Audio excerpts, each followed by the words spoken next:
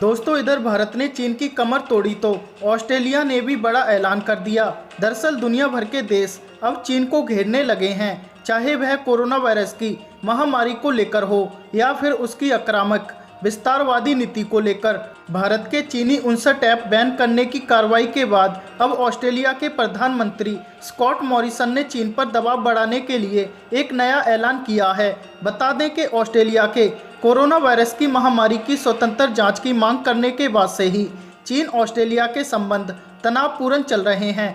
Australia के प्रधानमंत्री Scott Morrison ने बुधवार को कहा कि ऑस्ट्रेलिया अगले 10 सालों में अपना रक्षा बजट 40% से भी ज़्यादा बढ़ाएगा और हिंद प्रशांत क्षेत्र के लिए लंबी मारक क्षमता वाले हथियारों की खरीदारी करेगा। ऑस्ट्रेलिया के पीएम मॉरिसन ने कहा, ऑस्ट्रेलिया अगले 10 सालों में हवा, समुद्र और जमीन पर लंबी दूरी तक लक्ष्य भेदने वाले हथियारों को खरीदने के लिए 186 अरब डॉलर की धनराशि खर्च करेगा।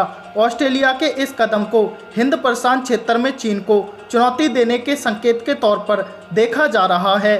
मॉरिसन ने कहा कि ऑस्ट्रेलिया अपनी सेना का फोकस हिंद प्रशांत क्षेत्र में ही रखेगा।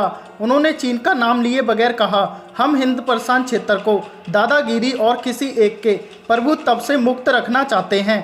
हम इसे ऐसा इलाका बनाना चाहते हैं जहां सभी बड़े और छोटे देश अंतर्राष्ट्रीय नियमों और प्रावधानों का पालन करते हुए एक दूसरे के साथ मुक्त रूप से व्यापार कर सकें। मॉरिसन ने चीन का नाम भले ही नहीं लिया, लेकिन हिंद प्रशांत में सैन्य ताकत जाहिर करना इस बात का स्पष्ट संकेत है कि ऑस्ट्रेलिया चीन के खिलाफ खुले तौर पर सामने आ गया है। वह चीन से निपटने के लिए अमेरिका पर भी निर्भर नहीं होना चाहता है।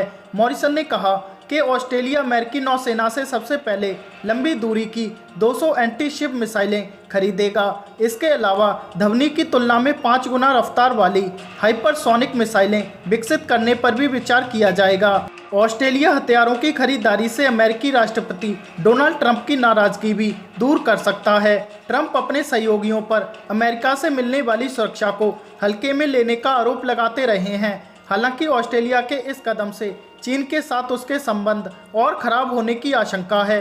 दोनों देशों के बीच पहले से ही प्रशांत क्षेत्र में वर्चस्व की लड़ाई छिड़ी हुई है। गौरतलब है कि चीन ने हाल ही में ऑस्ट्रेलिया के कई उत्पादों के आयात पर रोक लगाकर या उन पर ड्यूटी बढ़ाकर ऑस्ट्रेलिया पर दबाव बनाने की कोशिश की थी, लेकिन ऑस्ट्रेलिया के प्रधानमंत्री ने साफ कर दिया था कि आर्थिक नुकसान की धमकी देकर कोई उन्हें डरा नहीं सकता है। इसके अलावा ऑस्ट्रेलिया ने 2018 में चीनी कंपनी हुआवे को अपने 5G ब्रॉडबैंड नेटवर्क से बाहर करके चीन को एक बड़ा झटका दिया था।